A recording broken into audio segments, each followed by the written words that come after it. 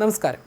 ബീഹാർ മുൻ മുഖ്യമന്ത്രിയും രാഷ്ട്രീയ ജനതാദൾ അധ്യക്ഷനുമായ ലാലു പ്രസാദ് യാദവിനും ഭാര്യയ്ക്കും നൽകിയിരുന്ന Z+ സുരക്ഷ പിൻവലിച്ചു.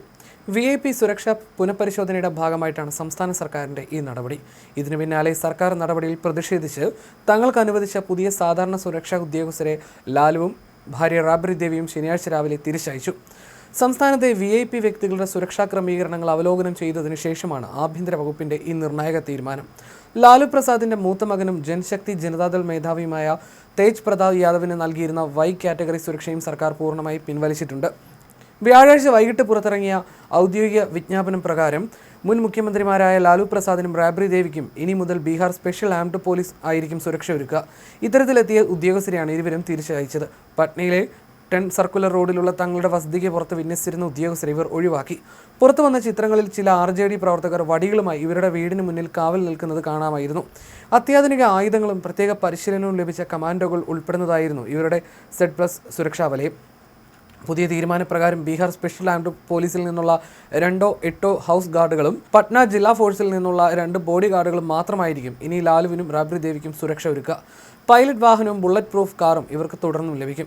അതേസമയം അപായപ്പെടുത്തുക എന്ന ലക്ഷ്യത്തോടെയാണ് സുരക്ഷ പിൻവലിച്ചതെന്നാണ് മകൾ രോഹിണി ആചാര്യ ആരോപിക്കുന്നത്. ഇത്തരത്തിൽ വെട്ടിച്ചുരുക്കലുകൾ നടത്തിയ ശേഷം പേരിന് മാത്രമായി ഒരു സുരക്ഷ നിലനിർത്തുന്നതിൽ അർത്ഥമില്ലാത്തതിനാൽ തന്റെ ഔദ്യോഗിക വസതിയിൽ നിന്ന് സുരക്ഷാ ഉദ്യോഗസ്ഥരെ മടക്കി അയക്കാൻ റാബ്രി ദേവിജി തീരുമാനിച്ചു എന്നാണ് അവർ എക്സിൽ കുറിച്ചത്.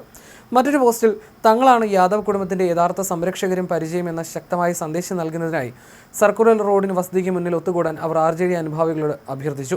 ബീഹാറിലെ ആദ്യത്തെ വനിതാ മുഖ്യമന്ത്രിയും അവരുടെ കുടുംബത്തെയും എങ്ങനെയൊക്കെയാണ് ദ്രോഹിക്കുന്നതെന്നും രാജ്യം മുഴുവൻ ബീഹാറും കണ്ടുകൊണ്ടിരിക്കുകയാണെന്നും പ്രതികാര ബുദ്ധിയോടെയുള്ള ഓരോ നടപടിക്കും ബീഹാറിലെ ജനങ്ങൾ തക്കതായി മറുപടി നൽകുമെന്നും രോഹിണി പറഞ്ഞു. കൂടുതൽ പാർട്ടി നേതാക്കൾ തങ്ങളുടെ സുരക്ഷ ഒഴിവാക്കുമെന്നാണ് പ്രതീക്ഷിക്കുന്നതെന്ന് RJD വക്താവ് ശക്തി യാദവ് പറഞ്ഞു. റാബ്രി ദേവിയോട് 10 സർക്കുലർ റോഡിലെ സർക്കാർ ബംഗ്ലാവ് ഒഴിയാൻ അധികൃതർ ആവശ്യപ്പെട്ട് ദിവസങ്ങൾക്ക് ശേഷമാണ് ഈ പുതിയ സംഭവ വികാസങ്ങൾ.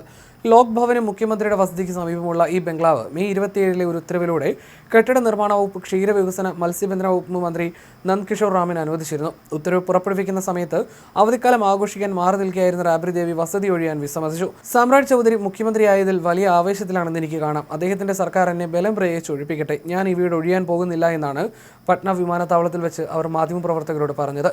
അതേസമയം ബീഹാർ നിയമസഭയിലെ പ്രതിപക്ഷ നേതാവും ലാലുവിന്റെ ഇളയ മകനുമായ തേജസ്വി യാദവിന് നിലവിലുള്ള Y+ സുരക്ഷാ കവറേജ് മാറ്റമില്ലാതെ തുടരുമെന്ന് സർക്കാർ വ്യക്തമാക്കി. കൂടാതെ ലാലുവിന്റെ മൂത്ത മകളും MP-യുമായ മിസ ഭാരതി, തേജസ്വി യാദവിന്റെ ഭാര്യ രാജ്ശ്രീ യാദവ് എന്നിവർക്ക് നിലവിലുള്ള സുരക്ഷാ ക്രമീകരണങ്ങൾ അതേപടി നിലനിർത്താനും ആഭ്യന്തര വകുപ്പ് തീരുമാനിച്ചിട്ടുണ്ട്.